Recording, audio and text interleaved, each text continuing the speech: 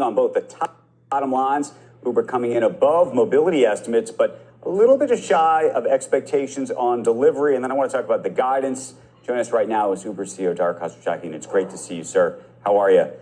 Great to be here. Thanks. We've been watching the markets, obviously, but a lot of questions about the consumer, about growth in this country.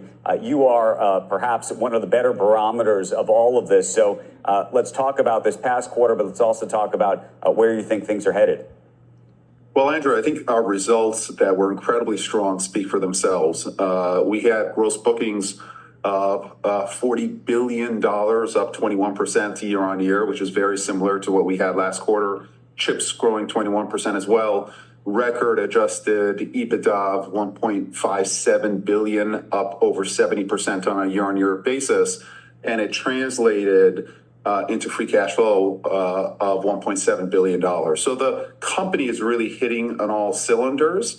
And what we see for the consumer is the consumer remains strong, especially in terms of their demand for our services. Past the pandemic, the consumer spend on services continues to be growing at higher rates than consumer spend on retail. And that's absolutely showing in Uber in terms of our performance now and our performance going forward. And we've also looked at, different income cohorts of consumers as well. For example, lower income cohorts of consumers, they're actually growing their spend faster on our marketplace than higher income cohorts of consumers as well. So even when we dig to see, are there any early signs of weakness? We don't see any early signs of weakness as of now, although we're always on our toes to be able to perform. Do you think of yourself then as a barometer of what's happening in our economy or around this country and frankly the globe, given just how international the business is? Or do you think that you're living on an island and it's an idiosyncratic island and we shouldn't take too much away from it except to say that it's working for Uber? Well, with 30 million trips a day, it's a pretty big island. But I would say that we've consistently proven that we can grow faster than the category. So I think that's something to take into account. We're the largest player. We've got the best technical capability. So I think we will do better than the overall marketplace. And I do think that there are certain elements of Uber that are countercyclical. When the job market weakens, we get more drivers on the platform. We've got 7.4 million drivers and couriers on the platform. They earned $17.9 billion, up over 20% on a year-on-year basis. So as more drivers come onto the platform, ETAs come down, prices come down. Our merchants, for example, for Eats, are offering 70% more in terms of merchant-funded offers. So we're a channel that can really push demand when businesses need it, or individuals like our drivers need to make some extra cash. Tell us what's going on the Eats front, because one of the things that people complain about, and they don't complain just about Uber, they complain about DoorDash, they complain about everybody, is just how expensive getting food delivered to you, especially if you're a single person or even a two-person couple. It makes a lot of sense to get food brought to you maybe when you have 4 or 5 people. But given all of the additional fees, I would have thought that would actually be one of the first places, if you thought that the economy was going to be challenged, that you'd start to see it. Yeah, Andrew, delivery has been a habit that has turned out to be much more sticky, whether you're ordering for yourself or you're ordering for a family. But we're very much investing in lowering prices. Our membership, for example, Uber One membership, which gets you no delivery fees for delivery for Uber Eats, gets you cash back on mobility. Those member ranks are at an all-time high.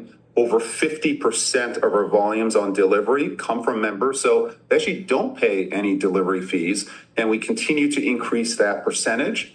At the same time, we're encouraging restaurants to offer more deals on Uber Eats as well, and we're bringing Uber One now to students, so for just $4.99 a month, they can become Uber One members, and hopefully when they grow up and they become professionals, they can continue kind of the Uber habit going forward. So we do continue to invest in affordability, and it's definitely showing up in volumes. Volumes in Uber Eats are up 17%, similar to last quarter, and we're gaining category position in every single one of our top 10 markets on a year-on-year basis.